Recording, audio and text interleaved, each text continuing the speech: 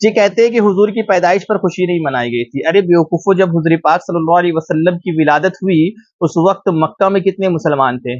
حضور پاک صلی اللہ علیہ وسلم کے گھرانے کو چھوڑ کر سب کافر تھے، ٹھیک ہے؟ تو جب حضور کی پیدائش ہوئی مکہ شریف میں تو اس وقت وہاں پر ہی سارے کافر تھے، تو کافر حضور کی خوشیاں نہیں منائے، اس وجہ سے تم بھی نہیں مناتے ہو۔ جب حضور پاک صلی اللہ علیہ وسلم کی ولادت ہوئی تو وہاں پر ہی مسلمان تھے نہیں، اس لیے کوئی خوشیاں نہیں منائی۔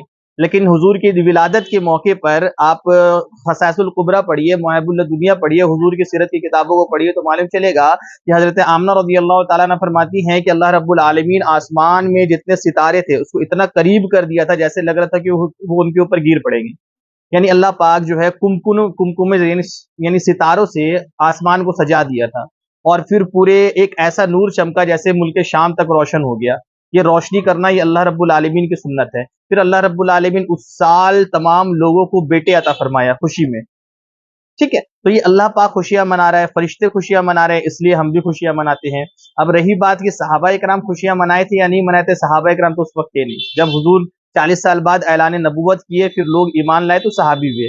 اب جب حضور جو ہیں مکہ شریف سے مدینہ شریف ہجرت کر کے جا رہے تھے، صحیح مسلم کی حدیث شریف ہے، اور مختصر سیرت رسول میں ابن عبد الوہاب نجدی بھی لکھتا ہے کہ 12 ربیع الاول کو جب حضور مدینہ منورہ گئے، تمام صحابہ اکرام جو حضور پاک صلی اللہ علیہ وسلم کی آمد پر گھروں سے نکل گئے، جلوس نکال دیے، اور ایک صحابی رسول حضور پاک صلی اللہ علیہ وسلم کے آگے حضور سے اجازت لے کر اپنے امامہ شریف کو کھول کر علم میں لگا کر پرچم بنا لیا، اور پرچم بنا کے حضور کے آگے آگے چل رہی ہیں، اور مدینہ شریف میں ایک خوشی اور مسرت کا ماحول ہے۔ کیوں؟ کیونکہ آمد مصطفیٰ صلی اللہ علیہ وسلم ہے۔